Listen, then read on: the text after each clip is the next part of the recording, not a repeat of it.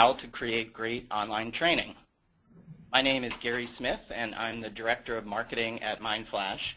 I also have Randir Vieira with me, who is the Vice President of Product and Marketing at MindFlash. For those of you not familiar with MindFlash, we offer the leading online training platform for employee and customer training. Today we have a special guest, Rebbecca Lyles from Tech CPR. Rebbecca is a business consultant and former training manager at AT&T and IBM. And today she is going to share her knowledge with us about creating great online training. If you have questions during the presentation, please type them into the Gotomeeting chat box, and we will answer them after the presentation. I also want to mention that we will be posting the webinar recording within 48 hours to our YouTube channel, which is located at youtube.com/mindflashtraining, all one word. We will also send an email with a link to the recording to everyone who signed up for the webinar. With that, I'm going to hand it over to Rebbecca. Thank you, Gary, and welcome to Guidelines for Great Online Training. I'm Rebbecca Lyles, and I don't work for MindFlash. This presentation is about how you can make your online courses better, and if you use MindFlash, a little bit about how that works. It's not a MindFlash tutorial, and it's not a sales pitch. It's the result of years of experience that I hope will benefit you and save you lots of trial and error. I've created and managed programs with MindFlash and without MindFlash, and with is so much better. So who am I, and do I know what I'm talking about? Well, I spent decades as a technical writer, editor, and manager for a number of high-tech companies. About the last 15 years of my career at AT&T and IBM. A little more than 2 years ago, I formed my own company and resolved to do just the fun stuff, the part I enjoyed most, without all the burdens of day-to-day big business. I consult with companies and help them build training programs for internal employees and external partners and customers. One of my initial clients told me about MindFlash, and since then I've used MindFlash to publish more than 100 courses I've developed for businesses in a lot of different industries. Very early in my career, I learned that the first two things you need to define before writing anything, including a training course, are audience and purpose. Who is it for, and what do you want it to accomplish? Without clarity on these two things, you can't possibly end up with the best result. Ask yourself some questions about your audience. Who are they? Is reading something they do easily and for enjoyment? Or are they from the TV and video game generation? What's their vocabulary like? Their education level? Do you want to convince them of something? Inform them? Warn? Certify or motivate them? All of this affects what content you include and how you present it. Write down your audience and purpose. Post it someplace where you can see it. This is your target, your roadmap, the thing that will keep you focused. Everything that goes into the course needs to support it. It's hard to develop a course by committee, but if there's a team of people collaborating on your course, make sure everyone buys into the audience and purpose definition and agrees to stick to it. Most companies have more content than they can possibly cover, so there's a lot of sorting and prioritizing. Look at all forms of content that might be useful. If there's too much for one course, could you break it down into segments? Present it as a series? Is it accurate, factual, and legal? Don't assume that a client or partner company agrees to having their logo or information about them used in a case study of your product. A sales rep might tell you, sure, it's okay, but it might not be okay with a company's legal department. Here's a trick I use.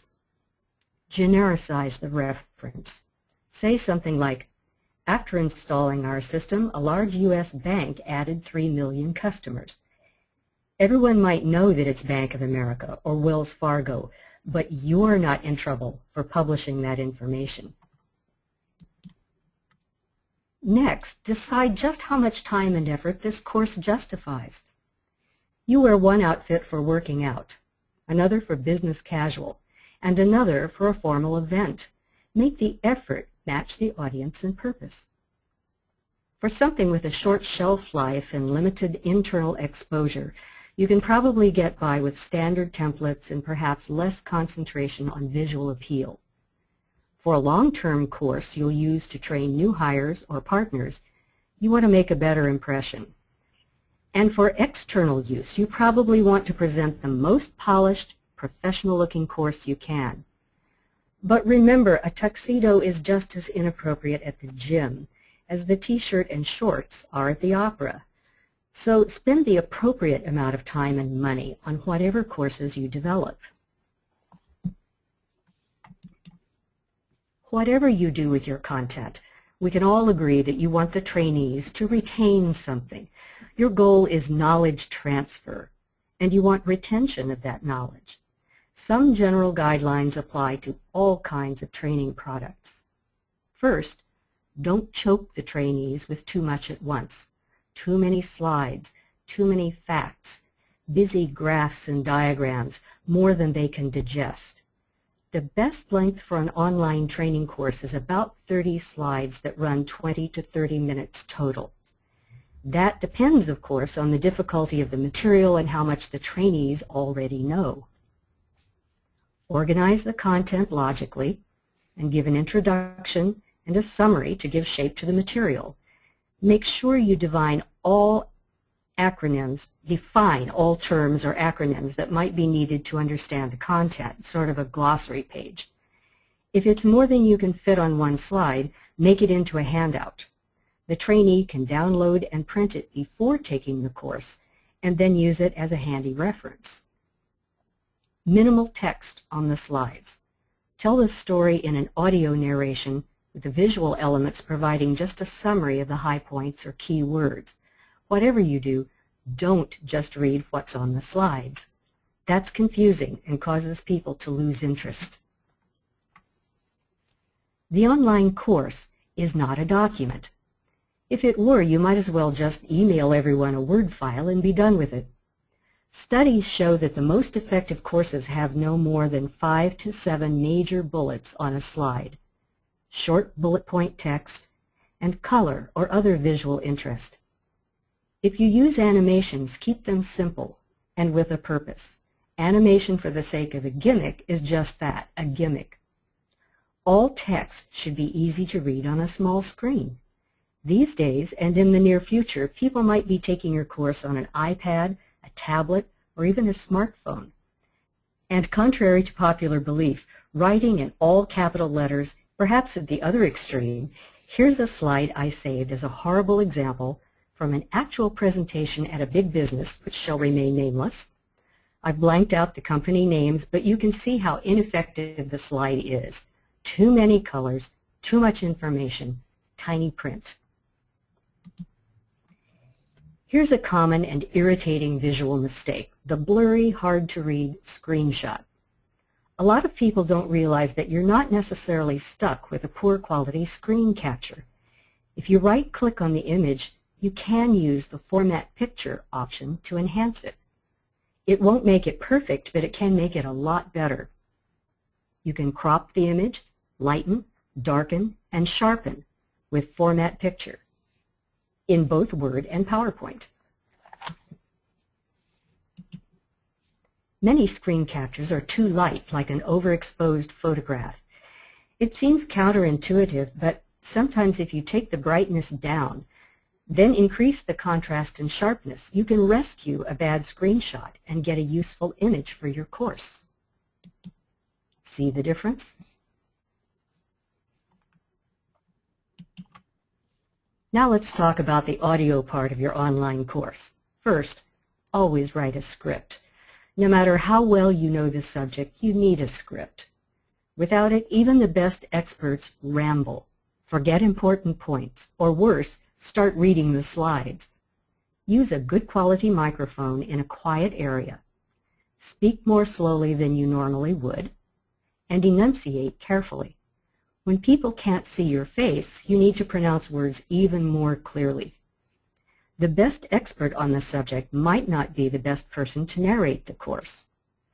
What if the expert has a high-pitched nasal voice, a dull monotone, unclear pronunciation, a regional accent, or they say too much? They often do that because they know so much. Find someone with a pleasant voice and manner and give them the script. The voice should have variety and be upbeat to avoid putting the trainees to sleep. But no one wants to listen to 20 minutes of perky. That can be annoying too. So high-pitched voices, fast talking, and fake enthusiasm are not good choices. Especially if your audience is culturally diverse. Avoid idioms. Years ago, the company I worked for was acquired by another company, and the new CEO came from Texas to address us in Seattle. There were about 2,000 people in a large auditorium. He began by saying, "Okay, team, the goalposts just moved. You managers have your playbooks and we're all wearing the same uniform. There's a new coach in town. It's 1st and 10, and I don't want to see anyone sitting on the sidelines watching the action." Literally hundreds of engineers, most more familiar with cricket than American football, turned to each other and said, "What is he talking about?" Another caution. Resist the urge to force humor into the course. Lighthearted is fine, but don't try to be a comedian. And why not, you ask? Because humor is subjective, and what's funny to one person might be very unfunny or even offensive to another. The purpose of your course is not comedy, so it's distracting. And if you try and fail, it's really bad. There's a famous quote attributed to many people, but the earliest one is a Shakespearean comedic actor named Edmund Kean. It is said that when he was on his deathbed, a visitor said, "Oh, Edmund, this must be so difficult for you." Edmund supposedly said, "Dying is easy, comedy is hard." That's why it's best left to the professionals. When I worked with big companies who wanted to develop training, I was always frustrated by the fact that we could have great content and quizzes, trainees who wanted the knowledge, managers who wanted their people trained, and sometimes regulations that required the training in a verifiable form. But live classroom training was not practical for thousands of people all over the country. We had no way to distribute the training, control access to it, manage that access, test the trainees, and so on. That piece was always missing because it's the part most companies are least able to execute. Sometimes these are the options, none of them very good. I've seen companies try to deliver training live and track who's taken it manually. Some have tried to run it through a content management system and let the admin manage the user accounts. But there's still no interactivity, no testing, and no way to verify course completion. And worst of all, I've seen companies try to build a system in-house. Hundreds of thousands of dollars, and many months later, it was still a mess, and there were no workable solutions.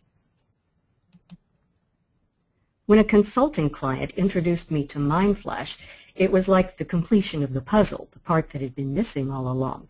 It was like having a staff of support people who just did all the busy work, efficiently running around with clipboards and taking care of everything behind the scenes.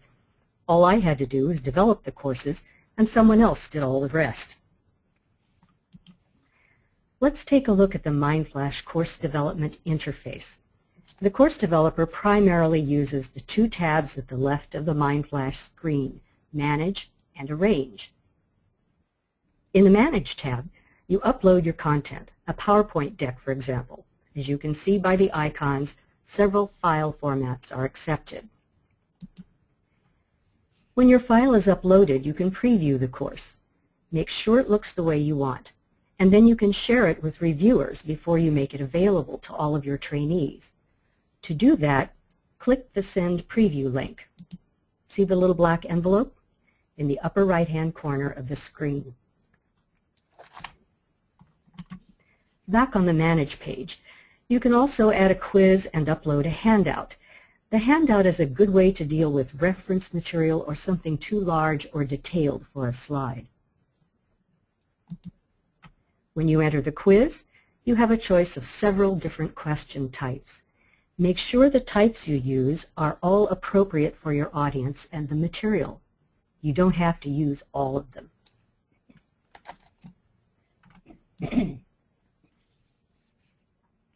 Here's the entry screen for a multiple choice question. Notice in the lower left you can set the percentage of correct answers you want to require for a passing score. 80% seems to be a popular number.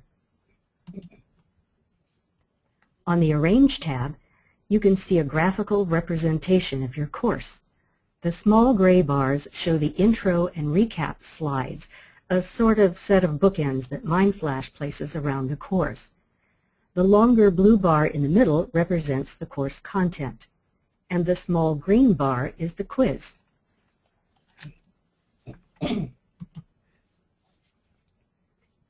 Here's a kind of checklist for the tasks you perform in publishing a MindFlash course. Create and preview the content. I like to run the entire thing in PowerPoint slideshow mode to make sure all animations and sound are aligned before I upload it. If you have lots of sound files in your PowerPoint, compress the file. It helps with the conversion process and saves time. Upload the file and preview in MindFlash. Add handouts and quizzes if you like. And always take the quiz yourself in preview mode to make sure you've indicated the correct answers properly. Look for typos in the quiz. If you don't find them, some trainee will. I guarantee it. Some final tips as we conclude here. Remember that smaller files are easy to load, convert, and update. Compress if necessary. Leave slide numbers off your PowerPoints. The MindFlash intro slide counts as number 1, so all of your slide numbers will be off 1 from those that show on the screen. If anyone reports, hey, there's a mistake on slide number 27, you won't know whether it's number 27 as shown on the slide or number 27 in the MindFlash interface. I don't like to make the trainees scroll vertically, even though you can. If the material won't fit on one slide, break it into 2 slides or put it in a handout. Make sure all the quiz questions are answered somewhere in the course. Assume the trainees know nothing. If you ask them a question, they should have learned the answer somewhere in your course. Match the level of difficulty to the audience. The goal is to test retention, not to trick them. Be aware that some quiz fields have character limitations, so keep the questions and answers concise. If it's too long and wordy for the field, it's probably not a good question anyway. If you compose your quiz first in Word, then copy and paste your content into the quiz fields, be aware that apostrophes don't copy for some odd reason. I don't know why. Either compose questions without them, or double-check after you paste and then type them in. And be sure to inform the trainees if there's a handout so they can download and print it out before taking the course. So that's the end of my presentation, and here's my contact information if you have any comments or questions you think of later and you'd like to address them directly to me. So back to you, Gary. Are there any questions? Thank you, Rebecca. That was an excellent presentation with some very valuable tips and tricks for creating great online training. As a reminder, we'll be posting the webinar recording within 48 hours to our YouTube channel, which is located at youtube.com/mindflashtraining, all one word. We will also send an email with a link to the recording to everyone who signed up for the webinar. Now we're going to do Q&A, so if you have questions, please type them into the Gotomeeting chat box. Feel free to ask questions about Rebecca's presentation or about MindFlash. Okay, so the first question we have is about, can you upload a Prezi to MindFlash, or must it be PowerPoint format? Randir, do you want to address that? Yeah, it can be a variety of formats. It can be PowerPoint, video, PDF, Word documents, etc. We don't currently support Prezi, but we do support a variety of other formats. The goal of MindFlash is to try and take the content that you already have when you're doing live presentations or live training, either in the classroom or over webinars, and convert that into engaging self-paced learning as quickly as possible. Okay, the next question is, how do you add graphics to a question? There are a couple of options that Rebbecca outlined in the question types. Besides the standard true, false, multiple choice, or multiple correct, there are a couple of image questions, so you can do image labeling, etc., to include images into your into the type of questions that you ask. Okay, the next question is, your system seems to handle PowerPoints quite well. Is that correct? Yes. We pride ourselves on the way that we are able to handle PowerPoint, including the animations, and render it correctly across different types of computers and mobile devices. And the reason that we focus so much on PowerPoints is that that's the primary way that people use train today, whether they're doing that live training in the classroom or over webinars. So that's the content that people usually have ready and can be imported very quickly. The next question is asking if MindFlash is capable of importing audio. Yes, there are two ways that we can add audio in MindFlash. One is to create the audio file in whatever audio program you prefer, either on the PC or the Mac, and then include that into your PowerPoint file and upload the PowerPoint file to MindFlash. We usually recommend that, as it's easy for you to scrub the audio, make sure that it's exactly what you want, trim the beginning or other noises in the file, and then upload them. We also have an option where you can upload the PowerPoint without audio into MindFlash and use the MindFlash interface to record audio directly into the slide. So both options are possible, importing them from an audio program into PowerPoint and uploading the PowerPoint to MindFlash, or recording the audio directly in MindFlash. The next question reads, I'm a consultant developing training for nonprofits and moving from PowerPoint to an LMS, or learning management system. If I create training in MindFlash and send it to a client, how do they open and store it without the MindFlash program? You can create the program or create your course in MindFlash and send a preview link to your client, who can view the content in any browser on a computer or mobile device. And if you want them to store anything that they can reference after the training, you can attach that as a handout. So you can attach a PowerPoint as a handout, you can attach a PDF, Word documents, etc. as handouts. Then there's another question about audio. What is the best way to use PowerPoint audio, embedded or added separately? We usually recommend doing it separately, because you have maximum functionality and flexibility in cutting up the audio files and attaching it to just the right slides, controlling the level of audio, the gain, the background noise, etc. So if you have a good mic and a good audio software program, and there are several good software programs, including some that are free, we certainly recommend that. The next question is asking if you can record a MindFlash session. I'm not sure I fully understand that question. MindFlash has the ability to import fully formed PowerPoint files into MindFlash. You can also have a Gotomeeting webinar recorded and import that recording into MindFlash. But the whole MindFlash course is a self-paced, on-demand course. So in a sense, it is already recorded and you're viewing it on demand. The next question is asking that there's a lot of tools out there now. What makes MindFlash better? We've been in business since '99, always in the online learning business for companies, and we have over 1,000 customers training hundreds of thousands of people. And I think from hearing what our customers tell us, the main differentiator for them to use MindFlash is the fact that it's super easy for them to learn and get started with. And more importantly, it is very easy for trainees to use as well.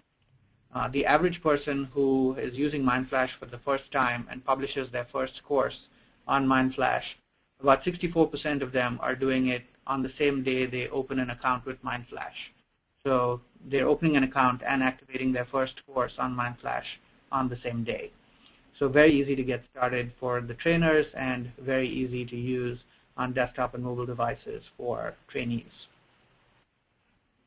The next question is asking, if we develop our own LMS down the road, can MindFlash be imported into the LMS system? So MindFlash doesn't actually create much of the content. You are importing any of your content directly into MindFlash, like PowerPoints, videos, audio, etc. So any of the content that you have brought into MindFlash, you could also import into other LMS systems depending on their import capabilities. So it really depends on the LMS capabilities that you decide to go with.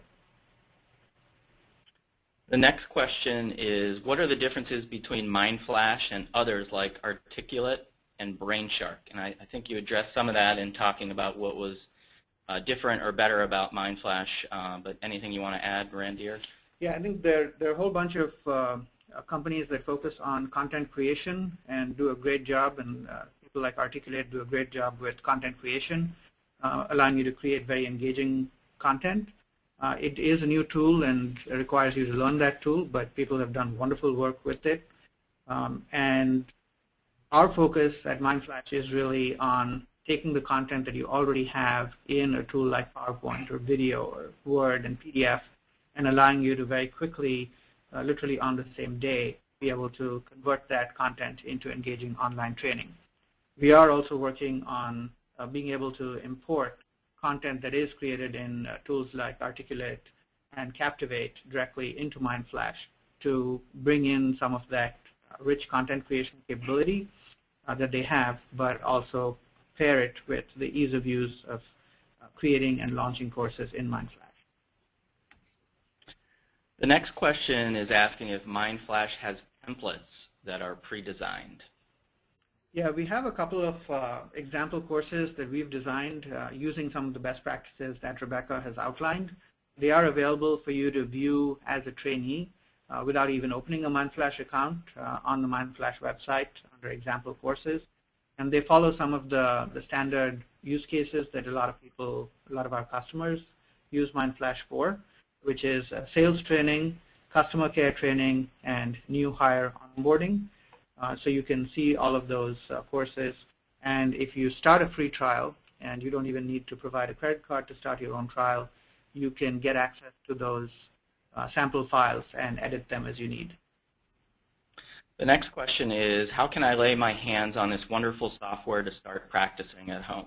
Well, you can just simply visit our website at www.mindflash.com, and there you can learn more about the MindFlash product, and you can also sign up for a free trial that we offer. And as Randir mentioned, there is no credit card required or any obligation to just try it out. The next question is, can you upload video? Yes, you can upload standard video files like MP4s, AVIs, etc. So a lot of the video that you can create, either of you doing a live presentation or role plays or simulations, or even screen captures if you're training people and trying to teach people how to use software. All of those video files can be uploaded. If your content is already on YouTube, you can also directly link to the YouTube content, and we will pick that up and play it in your course. Okay, the next question is, does MindFlash integrate with various AMS, for example, Association Anywhere? Just wondering about recording the quiz portion and how to offer professional development hours toward recertification. Yeah, we haven't integrated with these AMS associations, but we do have several customers who use us to provide continuing education, professional development hours, etc. And one of the features that we just launched last week, which is custom certificates, enables that to be done fairly easily, where you can edit the number of credit hours or professional development hours that they get after they complete a course. So that includes the duration that they've spent in the course as well as achieving some passing grades. The next question is for Rebbecca, and they want to know, what is the optimal number of courses in a series? Again, I think you need to go back to the audience and purpose and ask yourself, who are the people in the audience that are being trained, and what's the purpose of the training? If it's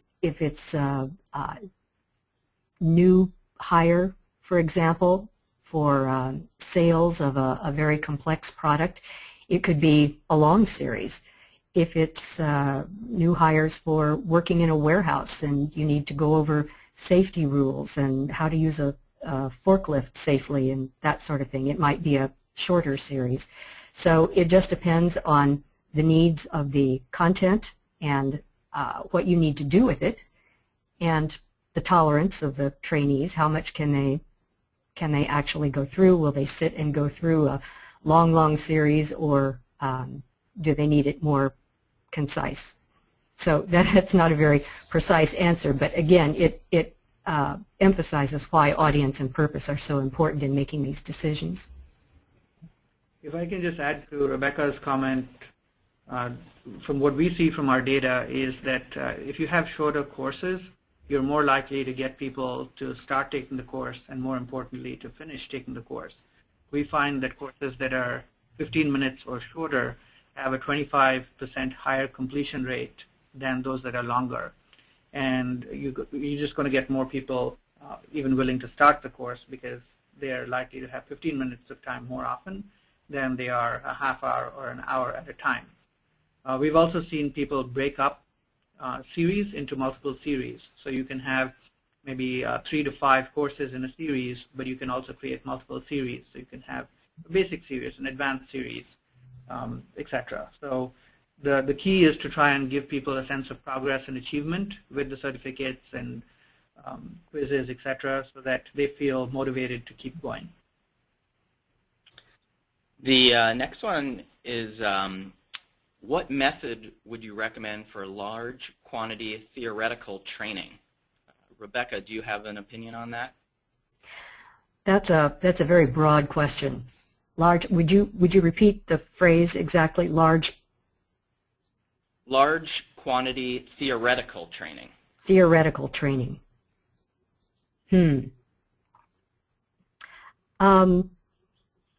think that probably anything that is theoretical is by its very nature difficult to teach without an instructor, without the ability to ask questions and interact in real time. But I'd say, as with anything else, if there are visual examples, if there are case studies, illustrations, you have to work harder with theoretical material than you would with just simply rote memorization. So as with any other form of delivery, it's no different. You just have to make it more real and more concrete however you can. And as I said, with illustrations, with examples, there are all kinds of ways of doing that in MindFlash, with pictures, with animations, with data, case studies, as I said, and even video. The next question is, can MindFlash send automated message reminders to our class attendees via MindFlash? Yes. I think as Rebbecca pointed out, our goal as MindFlash is to enable trainers to focus more on what they want to do and what they are best at, which is creating training, and for MindFlash to handle a lot of the administrative stuff that happens behind the scenes. So MindFlash will send out the invitations, reminder emails, issue the certificates, completion emails, etc. And you have the ability to add some custom text to any of those emails if you want. You can change the frequency of reminder emails or turn off reminder emails. So you definitely have some customization ability. But the goal is for MindFlash to help you by handling a bunch of that administrative work. The next question is, people seem to prefer videos now. Will you show how to create, edit a video in MindFlash? Can you have video on one part of the screen and other items also showing, like slides? Yeah, we set this session up primarily to be a broader best practice session on how to create engaging online content, but we do have a weekly product demo of how to apply many of these techniques within MindFlash. We will include a link to those sessions in the email that goes out tomorrow. So if you have more specific questions or want to see how these techniques can be applied within MindFlash, I would encourage you to come for one of those sessions. The next question is, which software would you recommend to mix two audio files into one single file? There are a variety of software programs. If you're on a Mac, GarageBand is pretty good. On the PC, there's a free software called Audacity, A-U-D-A-C-I-T-Y. That's pretty good, but there's no shortage of choices. Those are just ones that we use.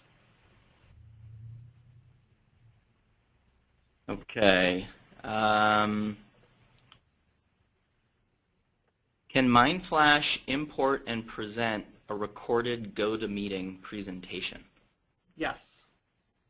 That is another video format that we support, so it makes it really easy. If you've already done the work and done a Gotomeeting or GoToWebinar presentation and have it recorded, then you can upload that recording into MindFlash. The next question is, would MindFlash work well for online language training when several people in the room can speak, use a chat box, and the teacher can use the notepad? Would it also be able to record the students' attendance time? We actually have several large customers using us for language training, and they're using us to train people on a variety of languages. MindFlash is not a synchronous training platform, meaning that the trainer and the students aren't on at the same time, and that is one of the advantages, which is that trainees can take the training on their own time, on their own schedule, wherever they are. But we do have many customers, in fact some of our largest customers, use us to do language training. And the MindFlash system will give you a recording of the attendance time, so you can see how long people have spent in the course. We've also got an innovative feature where the course automatically pauses when the attendees are distracted or look away. So you make sure that the attendees are not missing any critical information, and the time that they spend in the course is also a more accurate reflection of the time they're actually in the course versus just have the video running. The next question is, how can you view the deadline to complete the course for each trainee? We can address this in the product demo. So we certainly have the ability for you to set a deadline and extend the deadline or reset the deadline for particular trainees, and we can definitely cover that in the product demo that we'll send a link to. The next question is, can you sync the audio to the animated slides? Absolutely. And if you look at any of the example courses that we've created, the 3 or 4 courses that are on our site, you'll see how we've done that. We've typically done that by adding the audio within PowerPoint itself. We import the files and then synchronize the animation and the audio, but it's absolutely possible to do. The next question, can MindFlash use strategies such as polling of participants, direct verbal interaction to directly engage learners? MindFlash absolutely encourages anything that will engage the learners. So the quizzes are one part of it. using the handouts or providing exercises that they can go do online during the course itself are all parts of that. Because this is not a synchronous session like what we're doing today, we don't have polling of participants and verbal interaction because the trainer isn't on at the same time that the trainee is taking the course. We also have an integration with a tool called Yammer, which allows for this kind of asynchronous collaboration so that people can comment on each other's posts. And we have lots of customers using Yammer for that kind of collaboration, even though the trainees and the instructor aren't on at the same time. The next question is, PowerPoint does not allow audio files from my iPhone. How do you work around that? I haven't actually tried creating the audio files on the iPhone, so I'm not sure what the issue is there. But if you're already an existing MindFlash trialist, just send us a note to help@mindflash.com, and we can work with you on how to work that in. The next question is, what is the cost of MindFlash? We have detailed pricing on our website at mindflash.com, but the plans, there's several different plans, and they start as low as $199 per month. The next question, are there any live MindFlash options? In other words, real-time lectures? Yeah, MindFlash is currently focused solely on on-demand, self-paced learning, so we do not handle the live element. We do import the recordings from GoToWebinar, etc., and those can be included into MindFlash, but our focus is on self-paced, on-demand learning. The next question, does MindFlash host the on-demand trainings and recordings? Yes, and we do this. We partner with Amazon, and we have a distributed system which enables the content to be hosted as close as possible to where the learner is to make that experience as fast and good as possible. The next question is, can training results be exported to our training tracking system? Yeah, we have a variety of reports, and all of them can be exported to Excel. We also have an API that allows people to pull in the reporting data directly into whatever reporting system they may have. So all of those options are possible. You can view the results in MindFlash. You can view and export the reports to do further analysis in any other tool, and you can also have a live API integration between MindFlash and whatever other system you have to have the information available in your other system. The next question is, can training courses developed in Storyline be imported into MindFlash? Not yet, but we are working on it, so stay tuned. And if you have signed up for our MindFlash trial at any point, you will get further information when that capability is available.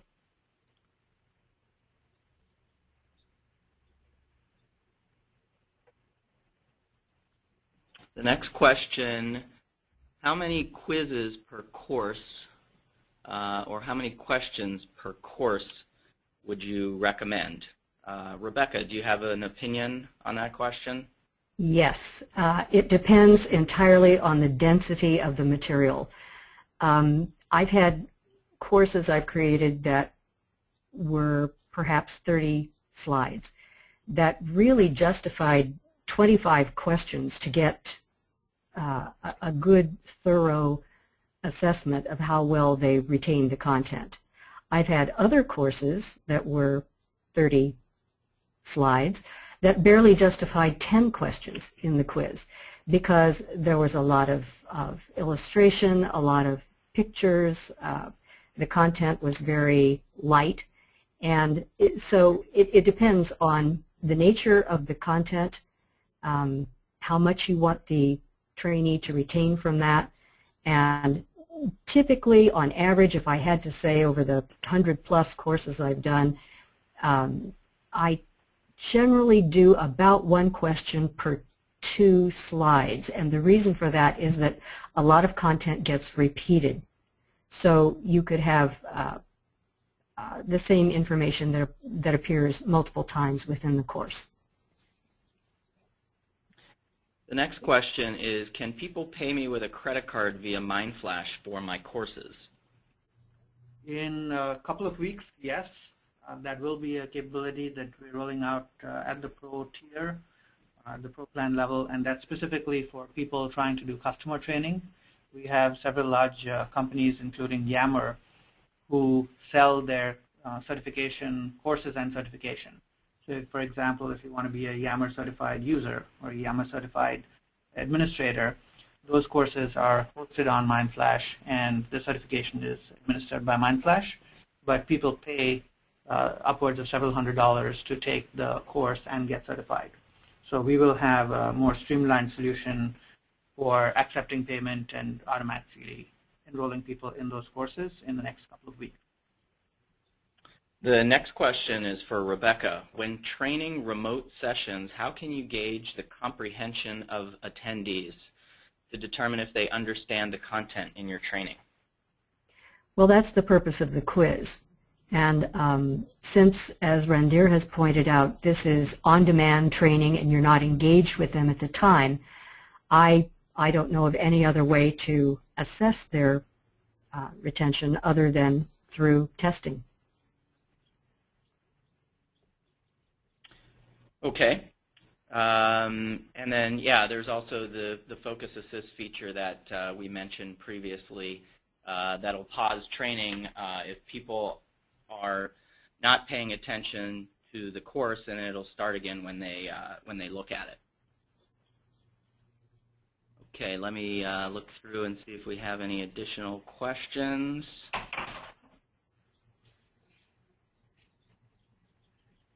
So there are quite a few questions that are very specific to usage of MindFlash. We do have our next product demo where a MindFlash expert will be walking through how a course is created and questions related to deadlines and audio and all that fun stuff. So that will be next Wednesday at 10 a.m. Pacific. We will include a link to that webinar in the email that goes out. So for all of you who are interested in specifically how we can apply these principles in MindFlash, stay tuned for the upcoming webinar, Wednesday, 10 a.m. Pacific. Okay, I think that concludes the questions and the webinar for today. Thank you very much for attending. And again, just a reminder, we'll be sending out a follow-up email with a link to the recorded webinar. Thank you.